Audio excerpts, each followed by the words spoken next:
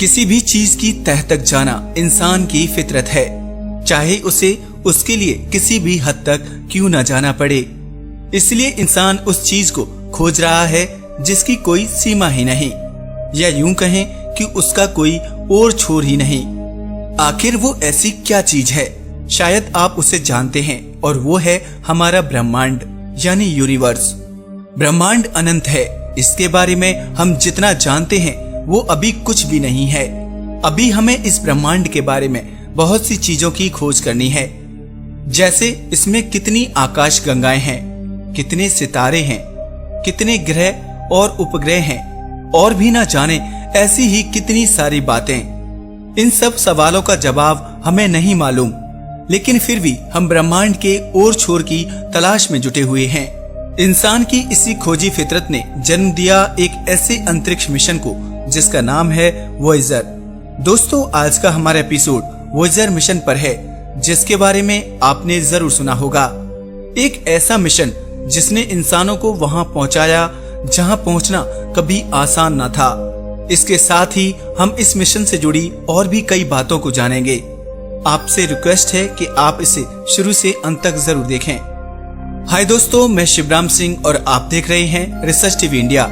दोस्तों, अगर आप इस चैनल पर नए हैं तो इस चैनल को सब्सक्राइब करना मत भूलिएगा। तो चलिए शुरू करते हैं। आज से 40 साल पहले 1977 में अगस्त और सितंबर महीने में नासा ने 2 अंतरिक्ष यान धरती से रवाना किए, जिनके नाम वॉयेजर 1 और 2 था। वॉयेजर 2 को 20 अगस्त को अमेरिकी अंतरिक्ष सेंटर केप कनावरल से छोड़ा गया था। वहीं वॉयेजर 1 को 5 सितंबर को रवाना किया गया। आज 40 साल बाद ये दोनों अंतरिक्ष यान धरती से अरबों किलोमीटर की दूरी पर हैं। वॉयेजर 1 तो अब हमारे सौर मंडल से भी दूर, यानी करीब 20 अरब किलोमीटर दूर जा चुका है। वहीं वॉयेजर 2 ने दूसरा रास्ता लेते हुए करीब 17 अरब किलोमीटर का सफर तय कर लिया है। इन यानों की पृथ्वी से दूरी इतनी अधिक है कि वॉयेजर 1 से धरती पर संदेश आने में करीब 38 घंटे लगते हैं, वो भी तब जब ये रेडियो सिग्नल 1 सेकंड में 3 लाख किलोमीटर की दूरी तय करते हैं, यानी प्रकाश की गति से चलते हैं। वहीं दूसरी तरफ वॉयेजर 2 से धरती तक कोई भी मैसेज आने में 30 घंटे का समय लगता है। सबसे बड़ी हैरानी वाली बात यह है कि आज 40 साल बीत जाने के बाद भी दोनों यान सही सलामत काम कर रहे हैं और ब्रह्मांड के कई राज हम तक पहुंचा रहे हैं। लेकिन एक बात है कि ये यान अब बूढ़े हो चले हैं और इनके काम करने की क्षमता कम हो गई है। इनकी टेक्निक भी काफी पुरानी हो चुकी है। इसलिए वॉयेजर यानों से आने वाले मैसेजों को पकड़ने के लिए नासा ने पूरी दुनिया में रेडियो सिग्नल सेंटर बनाए हैं। इस बात को आप ऐसे समझ सकते हैं, जैसे कि आप किसी काम के लिए अपने शहर से बाहर जाएं, तो आपके मोबाइल को सिग्नल पकड़ने में काफी मशक्कत करनी पड़ती है। ठीक उसी तरह नासा आज दुनिया भर में बड़ी बड़ी सैटेलाइट डिश लगाकर वॉयेजर से आने वाले संकेत पकड़ता है। इस मिशन से जुड़े एक वैज्ञानिक एड स्टोन का कहना है कि आज वॉयेजर 1 ब्रह्मांड में इतनी दूर है कि वहां अंधेरे और सर्द माहौल के सिवा कुछ भी नहीं है। वो बताते हैं कि वॉयेजर मिशन के डिजाइन पर 1972 में काम शुरू किया गया था। आज 40 साल बाद वॉयेजर मिशन से हमें ब्रह्मांड के बहुत से ऐसे राज पता चले हैं जिनके बारे में पता करना नामुमकिन था। जुपिटर, सैटर्न, यूरेनस और नेपच्यून ग्रहों के बारे में तमाम दिलचस्प जानकारियां मिली हैं। इन विशाल ग्रहों के चंद्रमाओं के बारे में भी बहुत सी जानकारियां वॉयेजर मिशन के जरिए ही मिली हैं। वॉयेजर 2 सबसे ज्यादा इंफॉर्मेशन प्राप्त करने वाला शोध यान है, जिसने 4 ग्रह और कई चंद्रमाओं की अपनी शक्तिशाली कैमरों और उपकरणों के साथ यात्रा की है। जबकि इस यान पर खर्च हुआ पैसा अन्य शोध यानों जैसे गैलीलियो या कासिनी की तुलना में काफी कम है।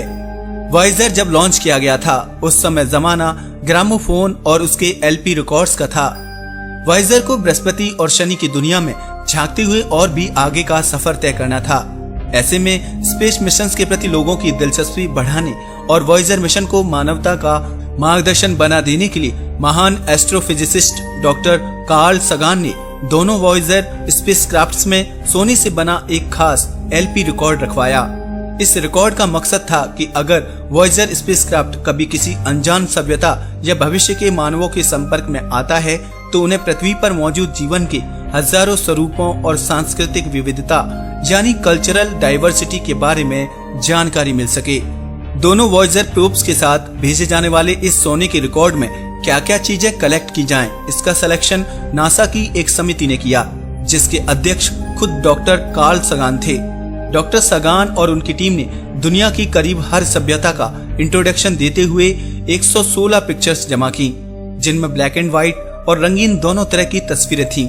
इनमें से कुछ पिक्चर्स में मैथ और फिजिक्स के फॉर्मूले, सौरमंडल, इंसान का डीएनए, माँ के पेट में पल रहे बच्चे यानी प्रेग्नेंट लेडी के फोटोग्राफ्स, बच्चे को दूध पिलाती एक माँ, खाते पीते हुए लोग, और इतना ही नहीं, कोलकाता में लगा एक ट्रैफिक जाम, ताजमहल और चीन की दीवार की पिक्चर्स भी इस रिकॉर्ड्स के लिए चुनी गईं।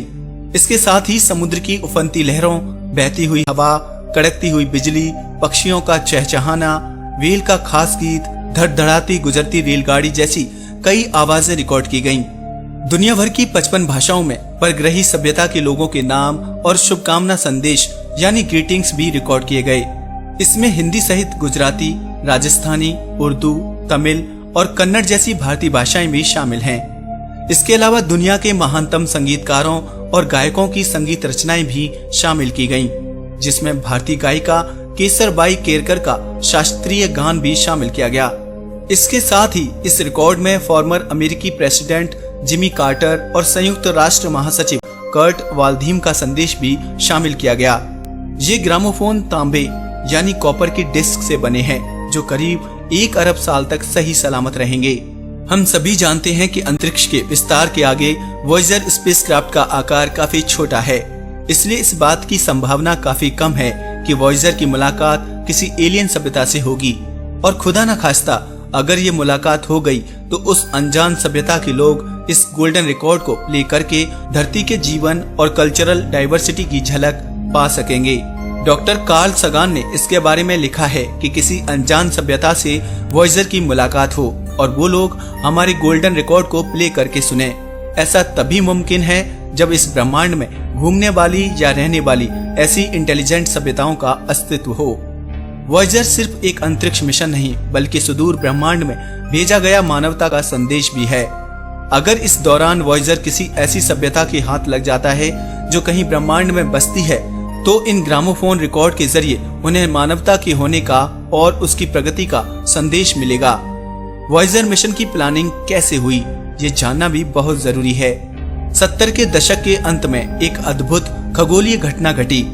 बृहस्पति, शनि, यूरेनस और नेपच्यून ऐसी विशेष स्थिति में आ रहे थे कि किसी एक स्पेसक्राफ्ट की मदद से एक के बाद एक इन चारों ग्रहों के करीब से होकर गुजरा जा सकता था। इस तरह किसी ग्रह के करीब से गुजर जाने को साइंस की लैंग्वेज में फ्लाई बाई कहते हैं। सौरमंडल के ग्रहों की ये स्थिति हर 177 साल बाद बनती है। नासा की जेट प्रोपल्शन लैब के एरोस्पेस इंजीनियर गैरी फ्लैंड्रो ने ग्रहों की बन रही इस खास स्थिति पर स्टडी कर एक अनोखी बात खोज निकाली। गैरी ने गणित की मदद से समझाया कि अगर कोई स्पेसक्राफ्ट एक खास एंगल से बृहस्पति के करीब से गुजरता है तो इस ग्रह का गुरुत्वाकर्षण खिंचाव उसे एक ऐसी जबरदस्त अतिरिक्त उछाल दे देगा जिससे वो स्पेसक्राफ्ट बिना ईंधन खर्च किए सीधे शनि तक जा पहुंचेगा।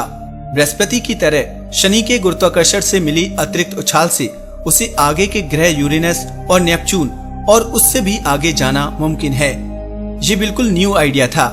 बेहद कम ईंधन खर्च करके केवल गुरुत्वाकर्षण की उछाल का इस्तेमाल करके अंतरिक्ष में दूर दराज का सफर मुमकिन था। नासा ने फौरन एक ग्रैंड टूर की योजना बनाई, जिसके तहत बृहस्पति, शनि, नेपच्यून और प्लूटो तक अलग अलग जुड़वा स्पेसक्राफ्ट भेजे जाने थे। लेकिन इस ग्रैंड टूर योजना का एक बड़ा हिस्सा रद्द हो गया। हालांकि अमेरिकी कांग्रेस ने इतना फंड देने से इनकार कर दिया। केवल इतनी मंजूरी मिल पाई कि बस 2 स्पेस प्रोब भेजे जाएं। इस तरह नासा ने वॉयेजर मिशन पर काम शुरू किया, जिसके तहत 2 प्रोब वॉयेजर 1 और वॉयेजर 2 बृहस्पति और शनि पर भेजे जाने थे। 1977 में इन जुड़वा स्पेस प्रोब्स में वॉयेजर 2 को पहले लॉन्च किया गया। ग्रहों की अनोखी स्थिति को ध्यान में रखते हुए वॉयेजर 2 को प्रक्षेपण यानी प्रोजेक्शन ऐसे खास एंगल पर किया गया ताकि ये बृहस्पति, शनि, यूरेनस और नेपच्यून तक पहुंच सके। वॉयेजर 1 की लॉन्चिंग इसके जुड़वा प्रोब के कुछ दिन बाद हुई, लेकिन इसका प्रक्षेपण पथ छोटा और तेज रखा गया ताकि ये बृहस्पति और शनि पर वॉयेजर 2 से पहले पहुंच सके। वॉयेजर 1 को हाई प्रायोरिटी दी गई क्योंकि इसे शनि के एक खास चंद्रमा टाइटन के भी बेहद करीब से गुजरकर उसके एटमॉस्फेयर की स्टडी करना था। 19 दिसंबर 1977 को वॉयेजर 2 को पीछे छोड़ते हुए वॉयेजर 1 उससे आगे निकल गया। 14 जून 2012 को नासा ने बताया कि वॉयेजर 1 अब सौरमंडल के अंतिम छोर से भी आगे निकलकर गहन अंतरिक्ष यानी डीप स्पेस में लगातार आगे बढ़ता चला जा रहा है। वॉयेजर 1 और उसका जुड़वा स्पेसक्राफ्ट वॉयेजर 2 दोनों दो अलग अलग दिशाओं में एक दूसरे से दूर चले जा रहे हैं और वॉयेजर 1 की रफ्तार वॉयेजर 2 की तुलना में 10% ज्यादा है। दोनों के बीच की दूरी का अंदाजा इस बात से लगाया जा सकता है कि पृथ्वी पर डीप स्पेस नेटवर्क को वॉयेजर 1 से डेटा लेने के बाद वॉयेजर 2 को सुनने में 16.5 घंटे का समय लग जाता है। 722 किलो वजनी स्पेसक्राफ्ट वॉयेजर 1 हेलियोस्फीयर यानी सूर्य किरणों की पहुंच की सीमा वाले अंतरिक्ष के इलाके को पीछे छोड़कर हेलियोशीत यानी गहन ब्रह्मांड में प्रवेश कर चुका है। वॉयेजर 1 जल्दी ही इंटरस्टेलर स्पेस यानी अंतरिक्ष में दो सितारों के बीच के इलाके में प्रवेश करने वाला है और इसी के साथ वॉयेजर 1 हमारे सौरमंडल से आगे निकल जाने वाला पहला मानव निर्मित स्पेसक्राफ्ट बन जाएगा। दोस्तों, वॉयेजर 1 और 2 का सफर अभी यहीं खत्म नहीं हुआ। अगले पार्ट में हम फिर से इन दोनों स्पेसक्राफ्ट के बारे में ऐसी जानकारी देंगे जो इन दोनों यानों ने अब तक पृथ्वी पर भेजी है। साथ ही इसकी स्पीड और ये कब तक काम करते रहेंगे इस पर भी बात करेंगे। आज के लिए बस इतना ही। अगर वीडियो पसंद आया हो तो प्लीज इसे लाइक और शेयर करें, साथ ही इस चैनल को सब्सक्राइब भी करें।